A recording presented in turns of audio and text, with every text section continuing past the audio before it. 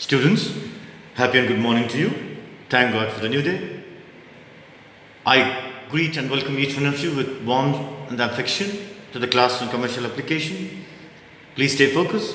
We are into the chapter Communication in a Commercial Organization. Communication in a commercial organization. We have gone through the main barriers to effective communication. Now, the learning objectives for today's class will begin with principles of effective communication. There are about 12 principles of effective communication. Then we'll move on to understand guidelines for effective communication. Then we'll take up interpersonal skills required for effective communication. Under that, we're going to see about speaking skills, listening skills, and persevering skills. First, let me take up the first learning objective for today, principles of effective communication. Under that, there are 12, namely principle of clarity, principle of completeness, principle of correctness, consistency, objectivity, consultation, attentiveness, appropriateness, proper organization structure, mutual trust and confidence, timeliness, and feedback. So let's start with the first important principle of effective communication is clarity and completeness. I've put two together. Though they are separately given in a textbook, children, I've taken two together. Let us first understand this. Clarity and completeness. The sender must be clear in his mind as to the ideas or thoughts be clearly communicated. The message to be conveyed must be arranged to create understanding. So this is what is given in a textbook, children. First of all, you must understand, please make a note here. Clarity. Clarity is nothing but state of being clear when you're going to pass on information. When the teacher is teaching to the students, the teacher must be first clear enough to explain the subject matter to the children in a simple and easy way. Unless the teachers are clear with their own way of explanation, understanding by the students will not be made possible. So, state of being clear helps in easy understanding. So, quality of being clear is nothing but clarity, complete clarity, and completeness. Completeness is nothing but entirety, the totality. So you must understand the totality, the completeness of information is very important. Partial information is wrong information. So in effective communication, first comes clarity, then comes completeness. Please make a note to children. So completeness and clarity is the key to communicating purpose. So saying exactly what we mean, keeping it simple and clear is very important. Saying exactly what we mean, keeping it simple and clear is very important. Messages, please make a note here. Message should have very specific goals. Simplicity in passing on information. Simplicity is always very important, children, when you communicate with the others. Simplicity empowers communicator. The sender must be clear in his mind so as to the ideas and thoughts be clearly communicated. Communicating with clarity can prevent misunderstanding. Please make a note here. Communicating with clarity can prevent misunderstanding and keep things running smoothly, peacefully. With clarity, it is easy to follow directions. Please make a note, children. With clarity, it's easy to follow directions. Next comes completeness.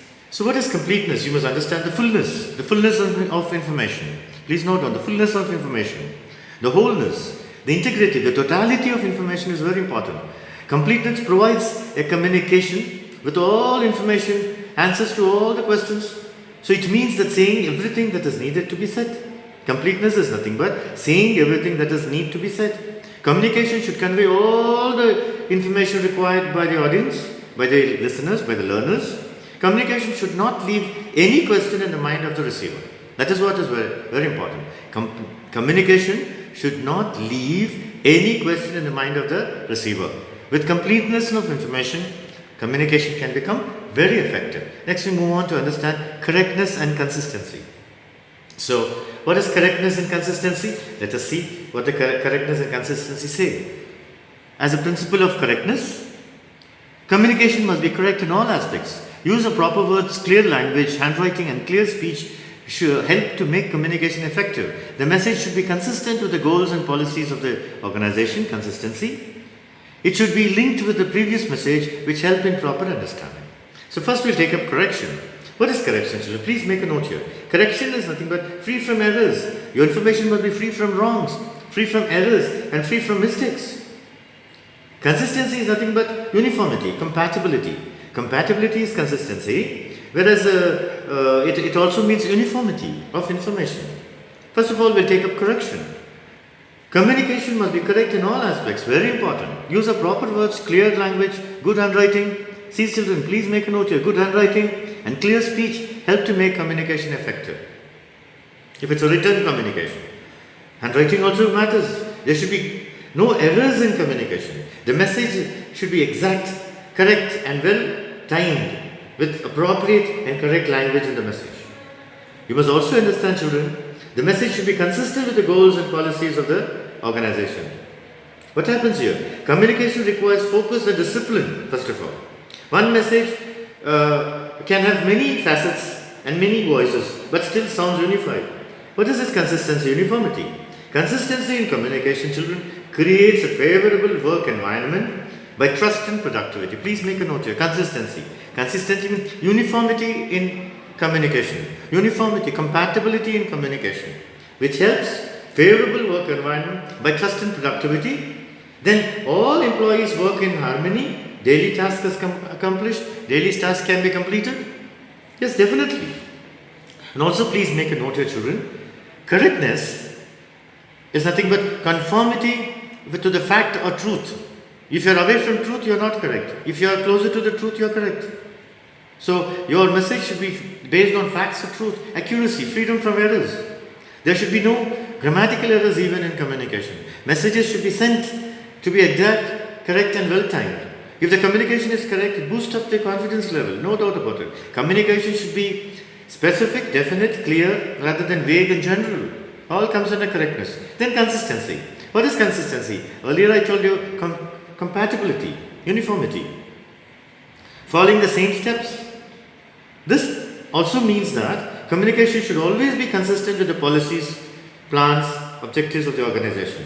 For example, children, I tell you for consistency, when all the tests, for students I tell you, from your point of view, when all the tests that students take are graded, corrected, using the same grade scale and scorings, it should be done like that. So we cannot have, so all the schools follow certain grades, certain scoring, certain scales for grading and corrections, evaluation. Internal communication organization should use the same delivery methods. That is consistency. So how you deliver things, every organization will have their own way of delivering the message, transmitting the message. There should be uniformity, compatibility, which helps in effective communication. Next we move on to the next important principles to effective communication is objectivity and consultation. Please make a note here, children. So what is objectivity and consultation? Opposite of subjectivity is objectivity. So you must also know that the next principle is objectivity and consultation. Let us see what does it mean. There are two factors, I've taken it together. Every communication should be done with some specific objective. Aimless communication is a gossip. I repeat, aimless communication is a gossip, which is very dangerous. Gossip. Purposeless talk. Kind of wasteful talk. While designing message, when you plan a message, people should be consulted which will help improving the process of communication. Very important. So I am getting emotionally carried away. That's why I couldn't. So people should be consulted with which will help improving the process of communication. First, let me take up objectivity. Students, what is objectivity? Please make a note here quickly. Objectivity is nothing but free from bias, free from kind of favoritism. Subjectivity is different from objectivity. So what is consultation? Consultation is nothing but you're going to discuss something with some others. Like consultation with the doctor, consultation with the lawyer. Getting advice from a doctor or an expert is very important when you're sick. So objectivity is nothing but lack of favoritism, freedom from bias or prejudice. Every communication should be done with some specific objective. So objectivity helps in discovery of best explanation. Please make a note here. Objectivity helps in the discovery of best explanation to a situation. So what is gossip? Gossip is nothing but casual talk about other people's business. That's very dangerous in the organization. So consultation, on the other hand, can identify opportunities, help in disseminating information. So also can help in decision-making process, working effectively. So while designing a message, people should be consulted. So employers actively discussing with the employees before taking a decision is very important. So it's a form of encouragement. Workers feedback on business decisions. That is consultation. I told you about doctors' consultancy services, lawyers' consultancy services, chartered accountants consultancy. All these are experts in the field of activity. They should be consulted so that the communication process is made possible. So this consultation is also an effective principle for effective communication. Objectivity and subjectivity. What is objectivity again actually? Objectivity is a situation where you are free from bias, free from wrong thinking, free from favoritism. This is very dangerous in an organization. Next comes attentiveness and appropriateness. Two factors put together here, though they are separate. First, let me take up attentiveness. The communicator should keep in mind the interest and needs of the receiver. The communicator must listen. Communicatee should listen to or read the message with full attention. Full attention. Not poor attention, full attention. Media used for communication, the message should be suitable to the nature and purpose of communication, which is very important to know. Attentiveness, full attention is fundamental. Full attention or undivided attention, paying close attention. Some teachers always say, please pay attention. Some teachers will go deeper. They say, please pay close attention.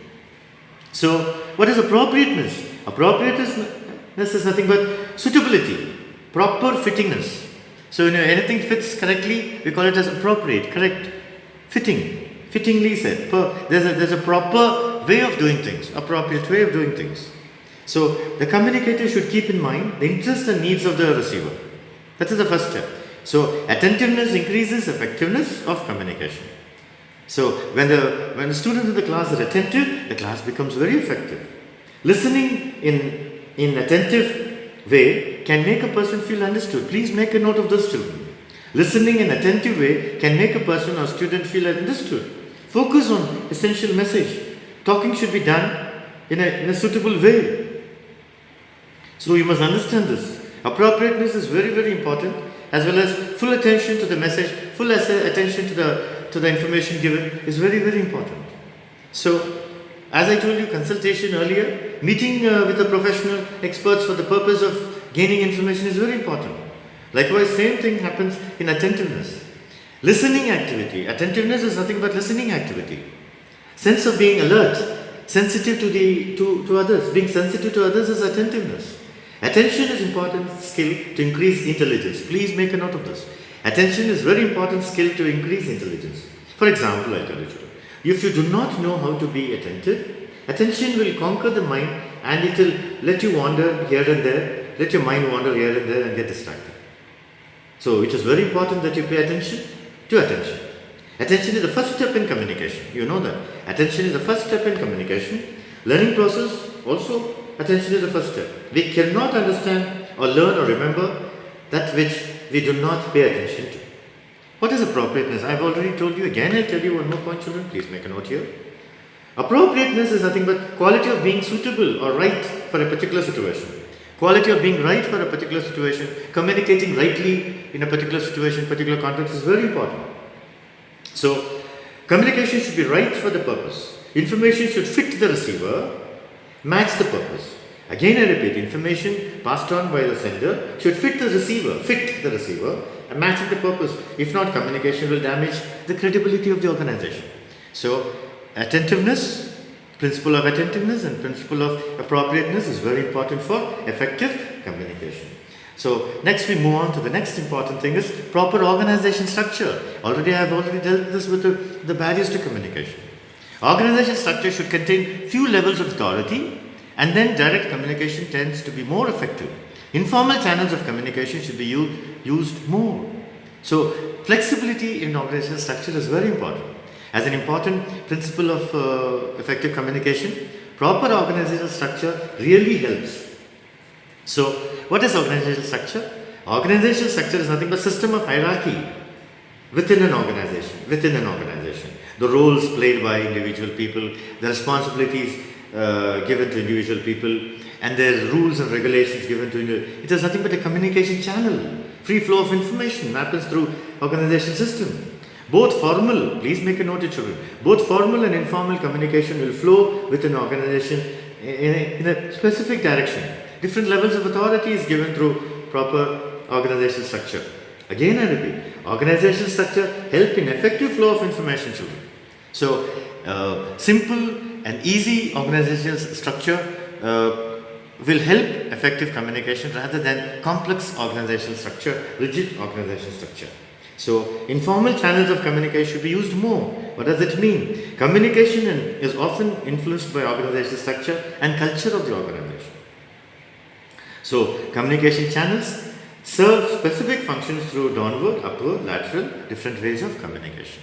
So, it is not only downward communication is more important, the other forms of communication is also very important. All these are influenced through organizational structure. Again, I repeat, what is structure? A system of hierarchy, a system of rules and regulation based on the hierarchy, roles played by individual people with different ranks, different positions within the organization, all that matters for the free flow of information. Communication channel is also understood through organizational structure. Next comes mutual trust and confidence. Though there are two, I put them together. Mutual trust and confidence. A sense of mutual trust and confidence must be created to promote free and frank communication. Physical and social environment should be conducive, that means favorable to the free flow of information. What is the other word for conducive? Favorable to the free flow of information. Again, I tell you, a sense of mutual trust and confidence must be created to promote free and frank communication. Physical and social environment should be conducive to the free flow of information. Please make a note, your children. Mutual trust involves commitment and collaboration and competence. Mutual trust, faith between the sender and the receiver is very important. The worker, the employer and the employee is very important. Mutual trust builds up the confidence that each person will behave or expect. Please make a note of all this. Mutual trust is crucial factor in team performance, crucial factor in communication. And confidence is based on mutual trust. Mutual confidence and mutual trust always put together. And mutual confidence is the foundation of all satisfactory human relationships. Trust. Relationships are built through trust. Workers and employers rely on each other to be honest and respectful without damaging mutual relationship. All this can happen through mutual trust and confidence. Principle of mutual trust and confidence is very important for effective communication. So, mutual trust involves commitment, collaboration with each other, competence. So, you can build up the confidence that each person will behave or expected as expected through mutual trust. The mutual trust is a crucial factor in team performance in building up the company through communication, effective communication. Timeliness and feedback. There are two factors put together, timeliness and feedback. By the name itself, we can understand how important is timeliness and how important is feedback. Timeliness. Communication must be in time so as to elicit, derive, or to make or create the desired response. Delayed or outdated message are useless and only of historical value. Again, I repeat, communication must be in time so as to elicit the desired response. Delayed or outdated message are useless and only of historical value. Communication remains complete until the sender receives the response from the receiver. Follow-up action is necessary to make up communication effective. Feedback is the last step in communication. The last step in communication. You must have feedback. Every classroom, every class, every subject, when the teacher is teaching, and every class, every period, there must be feedback from the children about their understanding about the teaching done for that particular period. So effective feedback is very specific. So feedback is also very necessary. So let me take the first one, timeliness. Please make a note, children. Timely communication in business is the key to success or failure. If you are untimely, if you delay, procrastination is very dangerous, delay is dangerous in communication. Any delay in communication, please make a note here. Any delay in communication may not serve the purpose, rather decisions become of historical importance only.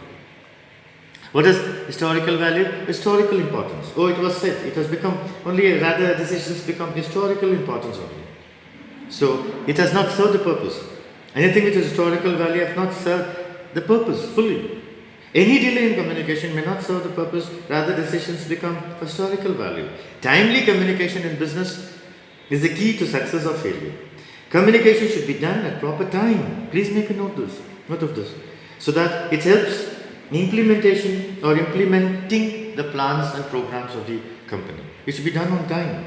Employee must receive feedback, on the other hand, as close to the events as possible. So, effective feedback should be specific. Feedback promotes personal and professional growth. Please make a note of this. Feedback promotes personal and professional growth. Feedback is about listening activity, taking time to analyze, thinking of the best possible solution to perform better. Feedback is so important. Feedback provides positive criticism and allows to see that what everyone can change to improve their focus. Feedback is last and important step in communication process. If you want to know the results, feedback is very, very important. So with this 12 aspects of 12 principles of effective communication, we are coming to the next important aspect of guidelines for effective communication, children. Before that, let me recall all the 12 points for you. First, we have gone through principle of clarity and completeness in communication, principle of correctness and consistency in communication, principle of objectivity and consultation in communication, principle of attentiveness and appropriateness in communication, principle of proper organization structure in communication, principle of mutual trust and confidence in communication, principle of timeliness and feedback in communication. So let me move on to the next important factor is guidelines. Guidelines for effective communication. So let me read out the guidelines which is given as it is given. I've explained most of it to you just now. Let me read out the guidelines for effective communication, because this includes the principles of effective communication. First one is developing listening habits and skills. Listening is very important. Listening habits and skills are very important. Use simple and courteous language. We have seen that already. Creating mutual trust and confidence. We have seen that also. Removing all mechanical defects, mechanical barriers, physical barriers, environmental barriers is very important for effective communication. Make proper use of informal communication. I told you about organizational structure. Should be simple, should be flexible, should not be very rigid and complex. Pay full attention to the message. Encourage direct and personal contact between the sender and the receiver. There are about 5 to 6 important guidelines for effective communication. This depends upon the principles to effective communication. If you have understood the principles to effective communication, you will better understand the guidelines for effective communication. So, better listening habits and skills. Courteous and simple language is important. Mutual trust and confidence is important. Removal of defects, barriers, obstacles is very important. Mechanical defects. Proper use of informal communication. Full attention to message is important. Direct and personal contact between the sender and the receiver is very important. Before I move on to the next important aspect of this chapter, interpersonal skills required for effective communication. Owing to the time slot, children, I'm going to end the session now. Until I meet you in the next class, I pray and I wish you God bless you. Stay safe. Thank you.